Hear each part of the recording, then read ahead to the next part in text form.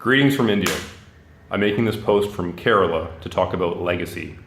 And I care so much I turned the fan off. And to do that in southern India in the middle of April, it's serious business. Legacy is serious. It's not about acquiring possessions or accolades, making other people think that we're great.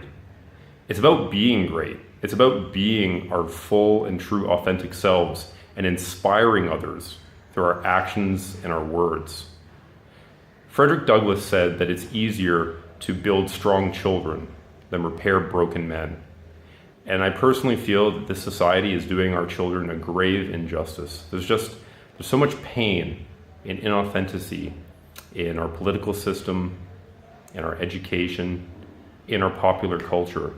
And I saw this firsthand. I worked as a teacher for 8 years in the Toronto District School Board, mostly with at-risk learners. I moved from school to school to school every single year. It was the same thing. I'd start over, show my students who I was, and prove to them that I deserved their trust.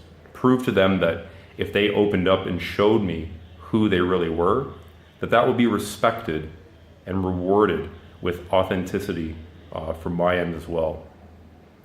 In what ended up being my last semester of teaching this past fall, I walked into a school in Scarborough with a bunch of wonderful young people who were just so terribly afraid to take a risk and show who they really were, to ask for help and share their talents with their peers. When I walked in September, they were throwing water bottles at each other, calling each other names. They wouldn't listen to each other speak for more than 10 seconds, let alone me, without making a joke or going on their phones. But after months of walking in day after day and showing them who I was, talking to them about my thoughts and feelings, and encouraging them to do the same, they gradually opened up. They began to trust.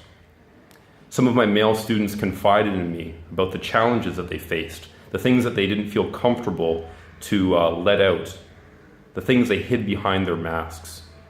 I had 16-year-old boys, men I should say, weep openly in my class with their peers all around them, just as I held space for them to talk about challenges with their parents, with their peers, with the people they were interested in romantically.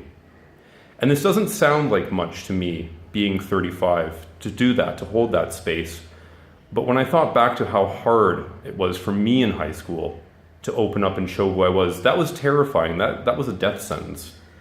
And there were many classes where I'd leave after the class ended, and I'd go into the washroom and I'd weep myself, just being so grateful for the life experiences I've had and the lessons I've learned that have shown me the only way to connect with other people and build an authentic relationship where we can both learn is to show up myself, to be vulnerable, to have the courage to say what I really think and feel, and to share that with others, hopefully so they can do the same. I'd encourage each and every one of us to think about the people in our lives who've inspired us to be bigger and brighter and better than we ever thought possible. And then to ask, who can we do that for? When we take a chance and smile at a stranger in the street, when we have the courage to open up our hearts and minds and say what we really feel and really think, especially when it's not convenient to do so. When we ask ourselves, what would the greatest version of me do right now? And then have the courage to actually do it, especially if we don't know how it will be received, what the outcome will be. That's being real. That's sharing our love with the rest of the world. And people are watching. People see what we do. And when we act in those ways, we are giving them permission to do the same.